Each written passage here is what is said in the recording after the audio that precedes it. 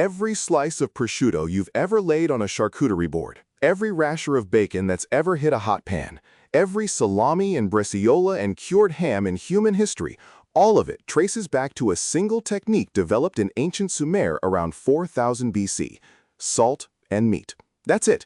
Two ingredients that didn't just preserve food, they built empires. Today, we're pulling back the curtain on the ancient art of meat curing, where it started, how it evolved, and the fine dining legacy it created.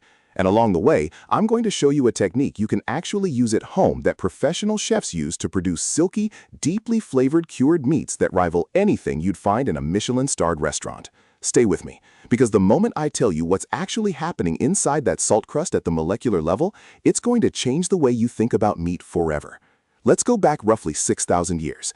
The ancient Sumerians, in the Fertile Crescent of what is now modern Iraq, discovered that packing raw meat in salt pulled moisture from the flesh, creating an environment so hostile that bacteria simply couldn't survive. For the first time in human history, meat didn't have to be eaten immediately after the kill. It could travel, it could be stored, it could be traded. And here's what most people don't realize. Salt was so valuable in the ancient world that Roman soldiers were partially paid in it. The Latin word for salt, salarium, is the direct ancestor of our modern word, salary. You were literally worth your salt. Salt-cured meat wasn't just food, it was currency, it was power. Now here's the first open loop I want to plant in your mind, because it's something I didn't expect when I went deep on this subject. If salt curing is fundamentally about removing moisture to prevent bacterial growth, why do some of the world's finest cured meats, think 36-month aged culatello or hand-sliced Ibérico de Bellota, actually develop extraordinarily complex flavors and textures that fresh meat simply cannot replicate? The answer involves enzymatic activity, fungal cultures, and a process that honestly sounds more like winemaking than butchery. We'll get there. First, let's trace the journey from Sumer to your charcuterie board. After the Sumerians, the technique spread rapidly. Ancient Egyptians were salting fish and waterfowl along the Nile. The Chinese were curing pork as early as 3000 BC. The Romans industrialized it. They had dedicated salting facilities called saline, and they shipped salt-preserved meats and fish garum across their entire empire. Cured meat fed Roman legions marching into Gaul, into Britain, into Persia. Without salt curing, the Roman Empire's military expansion would have been logistically impossible. Then came medieval Europe, and this is where things get genuinely fascinating. Different regions developed radically different curing traditions based entirely on their local climates, locally available spices, and the specific breeds of animal they raised. The cool, dry mountain air of Parma in northern Italy created the perfect natural conditions for slow-drying whole hind legs of pig. No smoke, no heavy spicing, just sea salt, cold air, and thyme. That's Prosciutto di Parma, nothing else. Meanwhile, in Spain's Extremadura region, pigs were left to roam oak forests, feeding on fallen acorns, bellota in Spanish, which loaded their fat with oleic acid, the same healthy fat found in olive oil.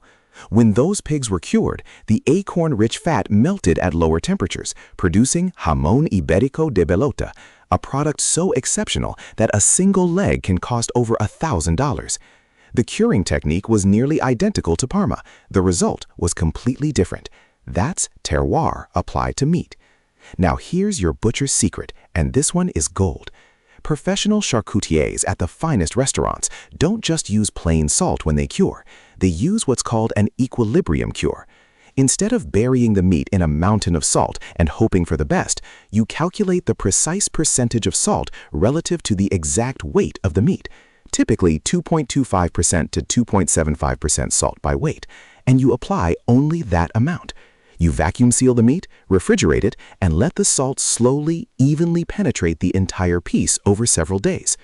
The result is meat that is perfectly seasoned all the way through, not over-salted on the outside and bland in the middle. It's the technique that separates professional cured meat from the amateur version, and you can do it in your home refrigerator with a kitchen scale and a Ziploc bag. So let's talk about what's actually happening inside the meat while it cures, because this is the moment I promised you earlier, and it genuinely reframes everything. When salt contacts raw muscle, it begins drawing water out through osmosis. But simultaneously, it starts to denature surface proteins, which actually helps the meat retain moisture in the long run once cooking begins. More importantly, it slows, but crucially does not stop, certain enzymatic processes within the muscle tissue itself. Proteolytic enzymes begin slowly breaking down muscle fibers, tenderizing the meat from within. Ligases begin oxidizing fats in controlled ways, producing aromatic fatty acid compounds. This is exactly what creates the nutty, buttery, almost funky complexity in a long-aged culatello or a fine Iberico. The salt doesn't just preserve, it orchestrates a slow transformation. That's the answer to the question I posed earlier, and it's what separates a cured meat that merely lasts from one that becomes transcendent. Now here's a technique you can actually execute at home at a fine dining level. Try a dry-cured pork loin, essentially a home-cured lonza. Take a 1.2 kilogram pork loin, well trimmed with a fat cap left on. Using the equilibrium method, calculate 2.5% of that weight in fine sea salt, that's 30 grams, plus 1% sugar for 12 grams, half a teaspoon of cracked black pepper, a teaspoon of fresh thyme leaves, and 2 crushed juniper berries. Rub the entire loin evenly with this mixture, vacuum seal it or press it into a Ziploc bag with all the air removed, and refrigerate it for 7 days, flipping it once every 24 hours. After 7 days, rinse it, pat it dry, and roll it tightly in cheesecloth. Hang it in your refrigerator or a cool, ventilated space between 10 and 15 degrees Celsius for 3 to 4 weeks. What you get is a firm, deeply flavored, paper-thin, sliceable cured pork loin that belongs on any fine dining antipasto plate. Serve it with grilled sourdough, good olive oil, and a scattering of pickled mustard seeds, and I promise you, it will stop a dinner table conversation cold. Here's the final point, and it's the one I think matters most. We live in an age of instant gratification. Next-day delivery, 30-minute meals, meal kits. But meat curing is the absolute opposite philosophy. It is a commitment to patience. The finest cured meats in the world, a 48-month pita negra, a traditional San Daniele prosciutto, were being made before the pig that produced them was even born. The farmer knew, the curer knew. They planned in years, not minutes. And every time you eat a slice of something truly great, something that took months or years to become what it is, you are participating in a tradition that stretches back to Sumer, to a moment when a human being first understood that time and salt could make food not just survive, but become extraordinary. That's what this channel is about. Not just how to cook meat, but why meat culture runs so deep in who we are as a species. Drop a comment below telling me what your favorite cured meat is, whether it's a classic Italian prosciutto, a smoky Spanish chorizo, or something totally unexpected. I read every single one.